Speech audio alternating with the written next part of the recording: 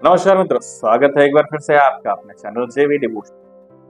प्रभु श्री राम जी का राज्याभिषेक होने जा रहा है। समस्त प्रजा हर्षित है। माता कैकेयी, जो कि हमें लग रहा था कि बहुत ही उन्माद में आएंगे, वो बहुत ही प्रसन्नता के साथ सरयू किनारे अपने पुत्र को इस उसके जीवन के सर्वोच्च स्थान पर पहुंचते हुए देखने के लिए पहुंच गए। देखते हैं कि माता कैकेयी के भाव किस प्रकार से। राम जी से सर्वाधिक प्रेम यदि कोई करता है, करता था या करता रहेगा तो वो है माता कैकेयी। माताओं की बात बहुत चीजें हैं देखने लायक। जल्दी से एपिसोड में चलते हैं क्योंकि अब धीरे धीरे नहीं, बहुत जल्दी दिखाया जा रहा है। सरकार को एक ही रात में ही सब कुछ होना है, तो वो रात कितनी लंबी हो सकती है वो हमें भी पता है। कैसे बदलेंगी रानी कैकेयी, कैसे उनके मन में वो बात आएगी और उनके मुख पे आएगी और किस तरीके का माहौल, पर्टिकुलर भाव देखना है बस। तो बिना विलंब के शुरू करते हैं एपिसोड 102 पार्ट 2। मुझे आशीर्वाद दीजिए कि मेरा प्रत्येक कृत्य, मेरा प्रत्येक निर्णय मेरे कुल की प्रतिष्ठा, मेरे राज्य और मेरी प्रजा के कल्याण का निमित्त बने। मेरे पुत्र, मेरा आशीर्वाद और शुभकामनाएं सदैव तुम्हारे साथ।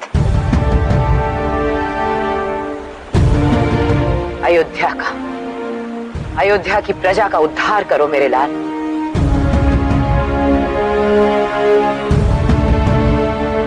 अपने विवेक और अपने ज्ञान से रघुकुल की रीति में एक नई धारा का प्रवाह कर।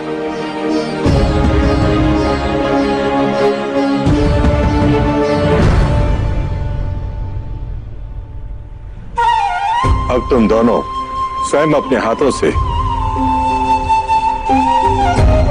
अयोध्या के इस पावन धरा को सरयू के इस पवित्र जल से अभिसिंचित करोगे।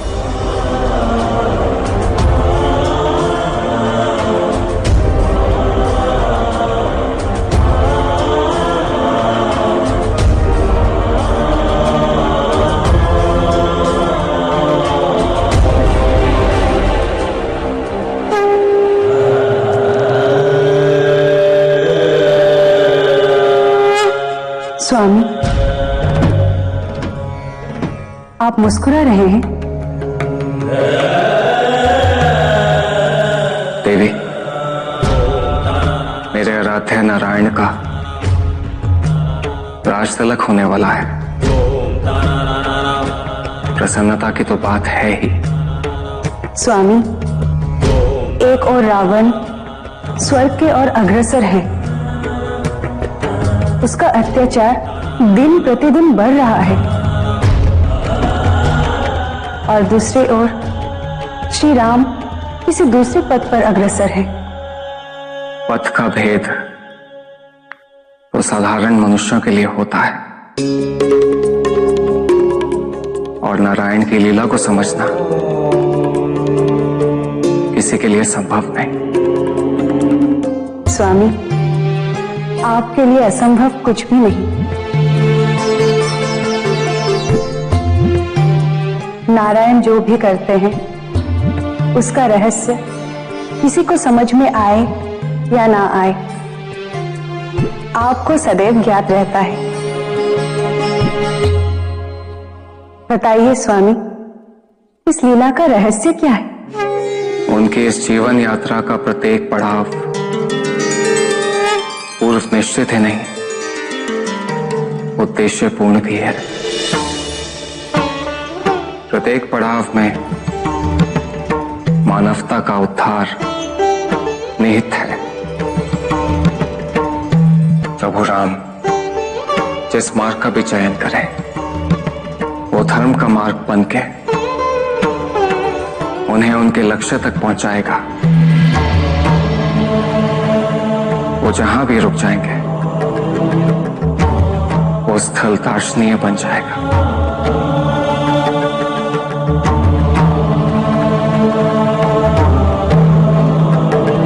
किंतु स्वामी, यदि श्री राम का राज तिलक हो गया तो रावण का अंत कैसे संभव होगा? प्रत्येक कार्य का उचित समय होता है पार्वती। निश्चिंत रहिए, उचित समय आने पर आपको अपने सभी प्रश्नों का उत्तर प्राप्त हो जाएगा।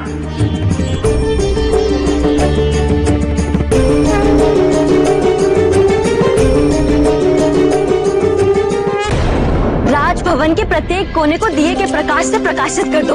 पूरे भवन में कहीं भी अंधकार के दर्शन नहीं होने चाहिए। ये प्रतीक होगा कि जीजा श्री के शासन काल में अंधकार के लिए कोई स्थान नहीं। इन सुंदर पुष्पों से द्वार को अच्छे से सजा दो। दीदी और जीजा श्री के दिव्य आगमन के लिए द्वार तैयार होना चाहिए। सूर्योदय से पूर्व इस सुगंधित जल से पूरे राजभवन में छिड़काव करो।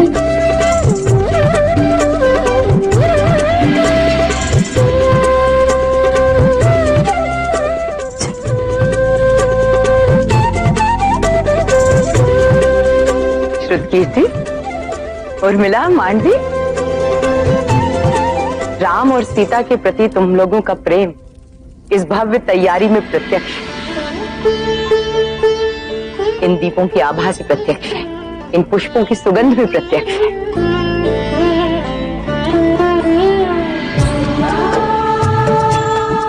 मानवी, प्रातः काल 1,008 ब्राह्मणों को भोजन करवाना है, उसका दायित्व तुम्हारा है। जी माँ।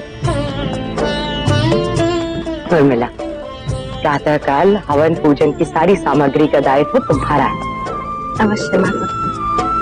श्रुतकीर्ति, राम के राज तिलक में उपयोग होने वाली सभी शुभ वस्तुएं जैसे नारियल, गंगा जल, अबीर, गुलाल, रोली, इन सब का प्रबंध तुम्हें करना है। तेरा सौभाग्य माता। दीदी, सुमित्रा, चलते हैं महाराज के पास और देखते हैं कि राम के राज तिलक के लिए वस्त्र और मुकुट तैयार है कि महाराज भूल गए। क्या हुआ दीदी, ऐसे क्यों देख रही हैं? कैकेयी, राम के प्रति तुम्हारे मन में इतना अगाध प्रेम। दीदी, क्या राम को इससे कम प्रेम कर पाना संभव? वो है ही ऐसा। उसे प्रेम करने का प्रयास नहीं करना पड़ता, बस उसे देखती हूँ और भीतर से ही ममता उमड़ पड़ती है। चलते हैं।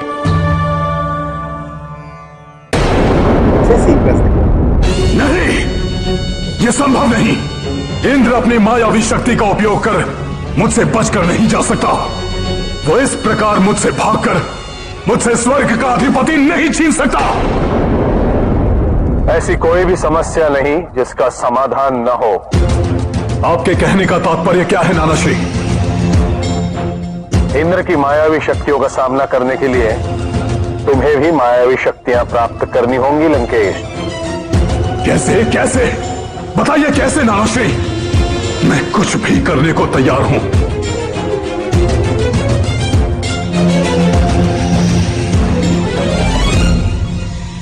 उपाय सरल और सीधा है,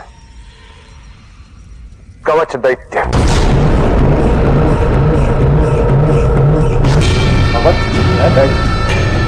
कवच दैत्य।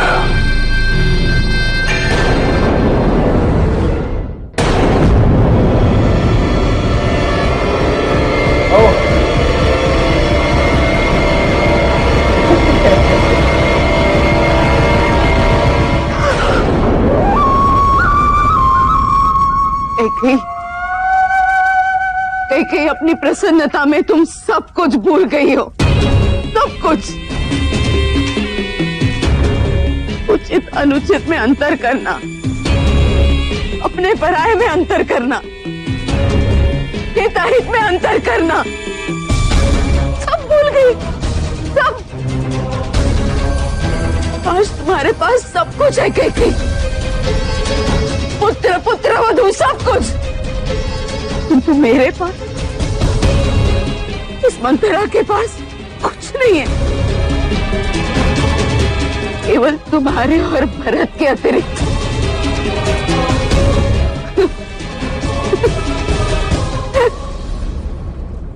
जानती हो कैकेयी, तुम्हारे जन्म से ही मैंने तुम्हें अपना सब कुछ मान लिया था, सब कुछ। अपना सारा जीवन तुम्हारी सेवा में समर्पित करने की प्रतिज्ञा ली थी मैंने कैकेयी। और तुमने क्या किया? मेरी ही उपेक्षा की, इस मंथरा की उपेक्षा की, और वो भी किसके लिए? राम के लिए, उस राम के लिए तुमने अपने पुत्र की, उसके अधिकारों की उपेक्षा की है कैकेयी, जिसे तुमने जन्म दिया था। नहीं, आज मैं प्रतिज्ञा करती हूं, इस दिए की लौ के बुझने से पहले रघुकुल की खुशियों में ग्रहण न लगा दिया तो मेरा नाम मंथरा नहीं। इस दिए के बुझने से पहले राम के हर्ष और आनंद को शोक में न परिवर्तित कर दिया तो मेरा जीवन व्यर्थ है। आज ये मंथरा प्रण करती है कि अयोध्या के राजभवन को शोक का स्थल बना देगी। अब अयोध्या में तांडव होगा, तांडव। सारी अयोध्या दुख से चित्कार उठेगी और रघुकुल दुख और व्यथा के आश्रुओं में डूब जाएगा। प्रण लेती है ये मंथरा, ये होकर रहेगा, होकर रहेगा ये। प्रकरण देख के पता नहीं क्यों ऐसा लग रहा है कि क्या आप कुछ करते हैं, सही में आप कुछ करते हैं। सब आपका जो भी आप कर रहे होते हैं वो सब नियति का खेल, और यदि सब नियति का खेल है तो क्या पुण्य और क्या पाप। जब सब नियति नहीं करवाया तो मेरा क्या दोष है? दोष है, दोष ये है कि अपने आवेश संयम, अपने जीवा पे संयम, अपने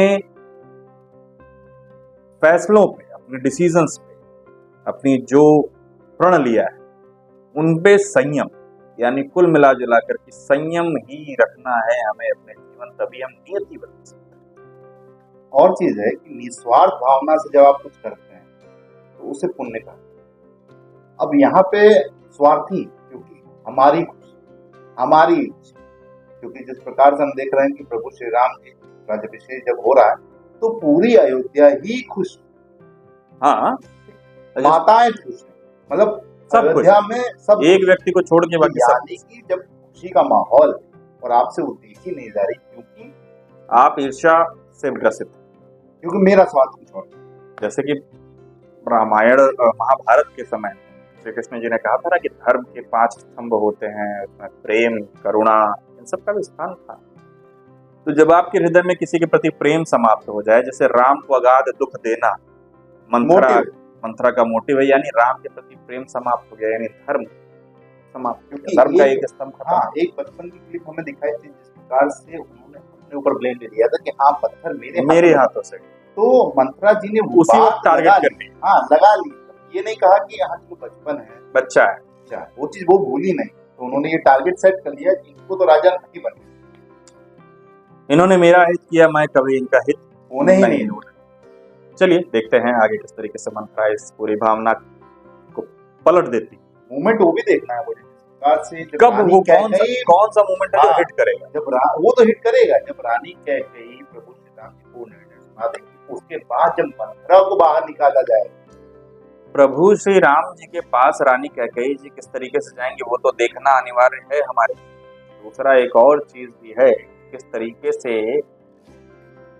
जिस तरीके से अभी याद होगा आपको पिछले कुछ एपिसोडों पहले जब दशरथ जी ने रानी कैकेयी के साथ कुछ ऐसा किया था कि हाँ उनको बहुत बुरा लगा कि हाँ उन्होंने पर्टिकुलर अपना जो टाइम है वो अब किसी और को दे दिया, मेरा समय छीन करके किसी और को, तो उस टाइम उनको बहुत बुरा लगा।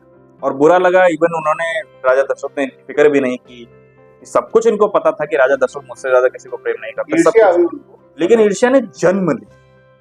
तो देखते हैं वो पॉइंट कौन सा होगा जहां पर ये चीज जन्म ली। अब जो है लगातार अच्छे सीन आने वाले हैं, इस प्रकार से भरत जी जब आएंगे और प्रभु श्री राम जी से जाएंगे, वो सब मूवमेंट देखने लायक होंगे।